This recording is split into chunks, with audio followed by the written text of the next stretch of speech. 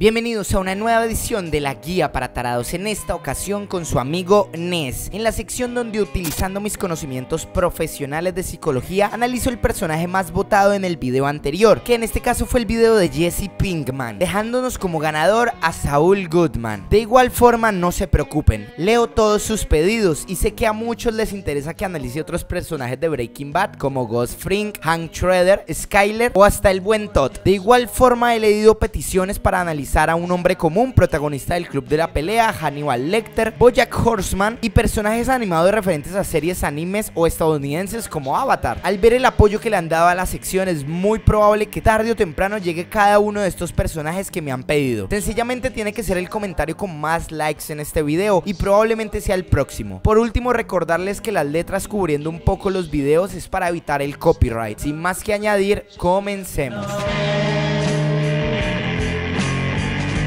Jimmy McGill, más conocido como Saul Goodman, fue un personaje que pudimos disfrutar en Breaking Bad, pero que conocemos más de cerca en su propia serie Better Call Saul, de las cuales nos basaremos para realizar su análisis, dado que ambas series nos muestran características complementarias del famoso abogado, pero que a la vez tienen diferencias por el momento de la vida de Jimmy. Posiblemente el personaje de Breaking Bad con un carisma más atractivo y llamativo, Saul Goodman entra con la fuerza de un protagonista, un humor ácido y cruel y una inteligencia social que no se compara a nadie. Pero conozcamos un poco la historia y el desarrollo de este hombre para así poder explicar cada una de sus conductas, emociones y decisiones. James McGill es el segundo hijo de una modesta familia de Illinois, de padres trabajadores, pero por lo que nos narra el personaje en su serie, inocentes y probablemente poco ambiciosos. Su hermano mayor Chuck, un ejemplo completo a seguir, esforzado, exitoso académica y profesionalmente, dejaba en la sombra al pequeño Jimmy, con el peso de la responsabilidad de ser como él. Esto ya nos comienza a hablar de la presión que podía sufrir este personaje en sus primeros años de vida, siendo constantemente comparado en su familia con su hermano, un ejemplo a seguir, y siendo este un simple chico sin destacar mucho. Nos cuenta que trabajaba con su padre en la tienda que tenía y que constantemente veía como hombres lo estafaban con facilidad. Esto marcaría a Jimmy, sobre todo con las palabras de uno de estos hombres que, cuando se las dijo nuestro querido abogado, las guardó en su corazón, las cuales decían: hay quienes son lobos y quienes son ovejas, reconociendo así Jimmy que su padre era una oveja y que él quería ser un lobo. Desde ese momento comenzó a sacar dinero de la tienda de su padre, llegando a robar hasta $14,000, haciendo por supuesto que la tienda quebrara, y meses después su padre falleció. Conociendo Jimmy lo sencillo que fue conseguir el dinero robándolo, comienza una carrera de estafas organizadas en la cual consigue el apodo de El Resbaloso Jimmy, o también llamado Jimmy el Deslizante, haciendo referencia a sus modos de estafa, entre los cuales destacaban fingir caídas o intercambiar relojes Rolex falsos por algunos billetes, consiguiendo sumas de hasta $6,000 u $8,000. Y quiero que aquí analicemos a Jimmy, el cual siento que en este punto ha ejecutado dos conductas inconscientemente. La primera, y contextualizando en que en ese momento su hermano era un referente de éxito, justicia y buena fe como abogado, está en una etapa de rebeldía, es decir, no quiere ser comparado con su hermano, y es por esta razón que hace todo lo contrario a lo que haría su hermano. No tiene un empleo estable, no estudia nada importante y simplemente gana dinero de una forma fácil y vil. Probablemente sin la presencia de Chuck en su vida, las respuestas de Jimmy no hubieran sido las mismas. La segunda conducta inconsciente que está ejecutando Jimmy sin siquiera darse cuenta es que está aprovechando uno de sus fuertes a nivel personal, su inteligencia interpersonal. Aquí hago el pare y explico este punto. Para el que no sepa, se habla de inteligencia interpersonal cuando un sujeto se desarrolla a nivel social con facilidad, creando así lazos positivos con los demás y siendo reconocidos por estos mismos, diferente a la inteligencia intrapersonal, que es el conocimiento que tengo sobre mí mismo, hacia adentro y no hacia afuera. El fuerte de Jimmy claramente es su contacto con los demás, su carisma que atrae y que con facilidad podría persuadir a alguien cuando se lo propone. Él aprovecha esta virtud a lo largo de su vida, llegando al punto de sobreexplotarla, como veremos más adelante. Por diferentes circunstancias, Jimmy se casa, pero es abandonado por su esposa cuando comienza a participar otra persona persona en su relación. A modo de venganza, Jimmy comete un par de errores que lo meten en prisión, por lo que necesita de su hermano para salir. En este punto es como si Jimmy hubiera tocado fondo, así que decide darle un cambio de rumbo a su vida, trabajando así en la empresa de su hermano como mensajero y ahora, sin rebeldía, siguiendo los pasos de este mismo a su manera. Estudió leyes a distancia y obtuvo el título de abogado increíblemente con poca preparación, pasando el examen. No le dan un puesto en la empresa de su hermano, luego nos enteramos que es por el resentimiento que su propio hermano tiene por él, y es allí donde comienza Better Call Saul, con un Jimmy abogado penalista de casos menores buscando ganarse la vida de una forma u otra. Ya aquí no narraré más su historia, sino que me dedicaré a describir las características que vemos de este personaje a lo largo de la serie. Primero vemos cómo la enseñanza que aprendió de niño sigue cobrando valor. Él es un lobo, pero no un lobo genérico. Jimmy cuenta con una labia estratégica y muy afinada, capaz de persuadir, como dije anteriormente, al más entrenado de los soldados. Pero ¿cómo logra esto? Bueno, la respuesta es: Jimmy no ignora pequeños detalles que las demás personas sí ignoramos. Es decir, él sabe que para poder convencer a los demás, este tiene que jugar en un terreno que le favorezca, y es ahí donde utiliza la debilidad de sus oponentes como su mayor virtud. ¿A qué me refiero? Que si por ejemplo él habla con una abuela senil, el terreno al que la lleva es al de la salud, seguridad y afecto, justo las falencias que buscan suplir este tipo de público. Cuando hablaba con Walter White en Breaking Bad, se remitía a la estabilidad económica y a la seguridad de la familia de Walter. Es decir, Jimmy estratégicamente entra por el lado más débil de su cliente o de su oponente, y cuando este está débil es cuando plantea sus soluciones o ideas, y es allí donde logra persuadir a los demás con facilidad. Lo que les digo es tan cierto que su propio seudónimo, puesto en Breaking Bad como abogado, Saul Goodman, es escogido porque estratégicamente se escucha como All is Goodman, lo que se traduce en todo está bien, hombre. Justo lo que necesitan escuchar sus casos penales de personas que sienten que estarán en prisión pronto y que no tienen mucho dinero. Pero esta habilidad no se construye de la noche a la mañana, y en la serie de Jimmy nos damos cuenta de este proceso. Jimmy sí intenta llevar un empleo normal y una vida tranquila, pero sus frustrantes resultados son los que lo terminan de convencer hacia que la moral es relativa si la miras desde un punto u otro. Jimmy muestra vacíos afectivos referentes a su afirmación como ser humano, es decir, muestra que ese rechazo que tuvo el mundo hacia él por no ser como su hermano lo afecta a tal punto de que lo impulsa a forjar su propio nombre, pero siendo reconocido por sus habilidades y no por algo que no es. También vemos cómo es alguien calculador y muy rápido. La velocidad con la que plantea soluciones es mucho mayor a la de una persona normal, y en esto lo podríamos describir como una persona inteligente. Algo importante que aún no menciono es el uso de humor como mecanismo de defensa para bajar la intensidad de momentos de alta ansiedad. Es decir, Jimmy McGill hace chistes de los cuales él mismo no ríe. Sin embargo, estos chistes ayudan a que pueda asimilar y procesar una situación que es muy estresante, con referencias absurdas o simplemente con exageraciones. Esto es una característica fundamental en este personaje, dado que implícitamente nos habla de dos cosas. La primera es su frialdad y la forma en la cual es poco afectado por lo que está viviendo, así parezcan circunstancias graves. De esto nos damos cuenta de forma más sencilla en Breaking Bad, como cuando fotografía a Jesse con la cara deforme, o cuando se burla de Walter cuando Jesse no aparece y teme por ser descubierto. Lo segundo que nos deja ver es su crueldad,